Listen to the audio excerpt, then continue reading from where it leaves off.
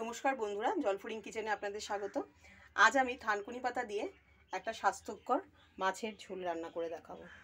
এই জন্য আমি নিয়ে নিয়েছি এখানে জ্যান্ত মাছ, মানে রুই মাছ, আর নিয়ে নিয়েছি একটা ছোট্ট চারাপোনা মাছ। এই 5 টুকরো মাছ নিয়ে নিয়েছি এখানে। আর এখানে সবজিতে নিয়েছি গাজর, পেঁপে, কাঁচকলা, আলু আর অবশ্যই থানকুনি পাতা। এখানে নিয়ে নিয়েছি টমেটো, ফোড়নে দেবো সাদা জিরে, আর যে মশলাটা আমি বেটে নিয়েছি সেটা হচ্ছে আদা আর কাঁচা লঙ্কা, মানে লাল রঙের কাঁচা লঙ্কা, আদা আর কাঁচা লঙ্কা পেস্ট করে নিয়েছি। এখানে নিয়েছি জিরের গুঁড়ো, লবণ, হলুদ, আর রান্নাটা অবশ্যই আমি সর্ষের তেলে করব। আর কটা বড়ি আমি এখানে অ্যাড করলাম। এই সমস্ত উপকরণ দিয়ে আজ আমি স্বাস্থ্যকর একটা মাছের ঝোল আপনাদের রান্না করে দেখাবো। আপনারা দেখতে থাকুন। একটা কড়া বসিয়ে দিয়েছি, দিয়ে আমি এবার গ্যাসটা অন করে নিলাম।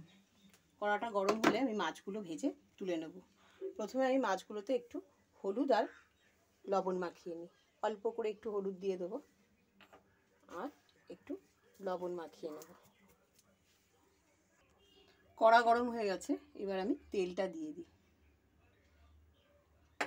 প্রথমে আমি তেলটা গরম হয়ে গেলেই বড়িটা ভেজে নেব।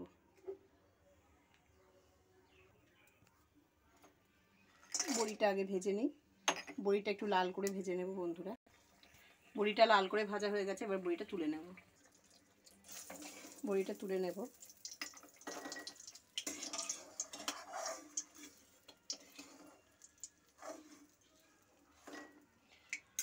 বড়ি ভাজা তেলেই আমি দিয়ে দেবো মাছগুলো।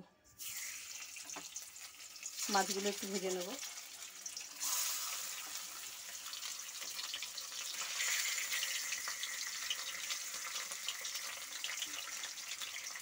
আস্তে আস্তে আমি মাছগুলো সমস্ত ভেজে তুলে নেব। মাছগুলো আমি এইভাবে উল্টে পাল্টে লাল করে একটু ভেজে তুলে নেব।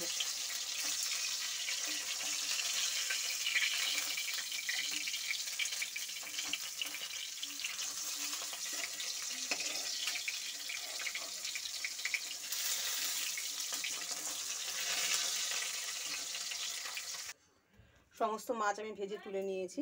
ফোড়নে দিয়ে দেবো সাদা জিরে। এবার আমি আস্তে আস্তে সমস্ত সবজিগুলো অ্যাড করব। প্রথমে দিয়ে দেবো আলু।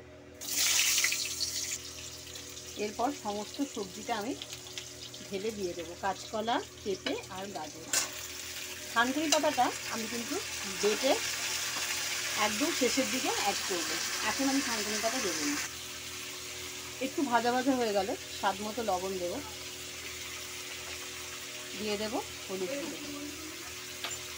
এবার দেব জিরের গুঁড়ো।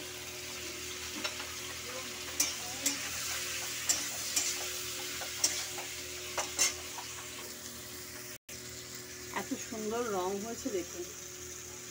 মানে আদা, তারপরে কাঁচা লঙ্কা বাটা, তারপরে জিরের গুঁড়ো, লবণ, হলুদ দেওয়ার পরে রংটা এত সুন্দর এসেছে।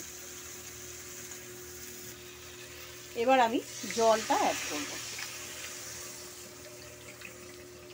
পরিমাপ মতো জল দিতে হবে।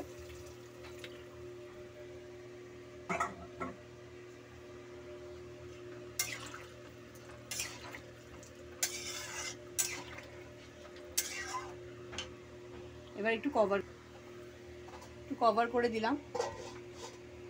15 মিনিট মতো এরকম আছে, মানে হাই ফ্লেমে আমি রেখে দেবো। 15 মিনিট পরে দেখা যাক কীরকম পর্যায়ে আসে।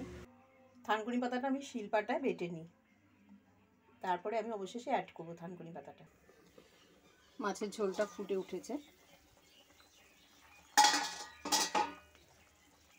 এবার আমি এই বাটা থানকুনি পাতাটা এর সাথে অ্যাড করব।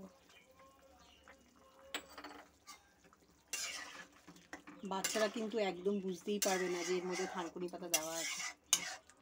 অনেক বাচ্চা কিন্তু খেতে চায় না, তাই মায়েরা এভাবে কিন্তু লুকিয়ে মাছের ঝোলে দিয়ে খাওয়াতে পারেন।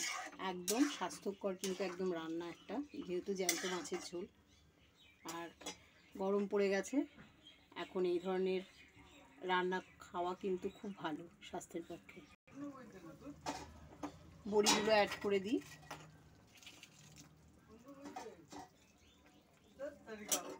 একটু নাড়াচাড়া করে দেব, দিয়ে অবশেষে আমি মাছটা অ্যাড করে দিলাম। একদম জ্যান্ত মাছ বন্ধুরা।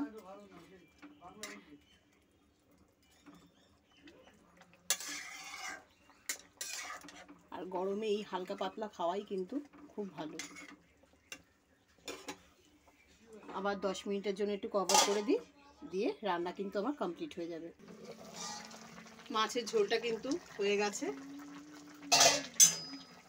একটু দেখাই, দেখুন আলু সব কিছু সেদ্ধ হয়ে গেছে।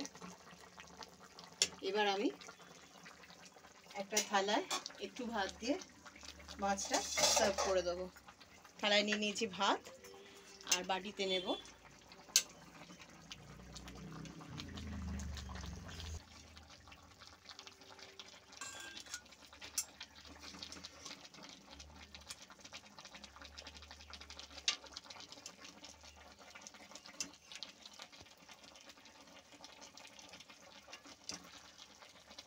খুব স্বাস্থ্যকর একটা রেসিপি বন্ধুরা, বাড়িতে সকলে বানিয়ে খেয়ে দেখবেন, আশা করি ভালো লাগবে।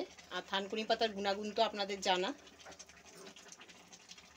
ঠিক এরকম হয়েছে দেখতে। থানকুনি পাতা দিয়ে স্বাস্থ্যকর মাছের ঝোল তৈরি। ধন্যবাদ।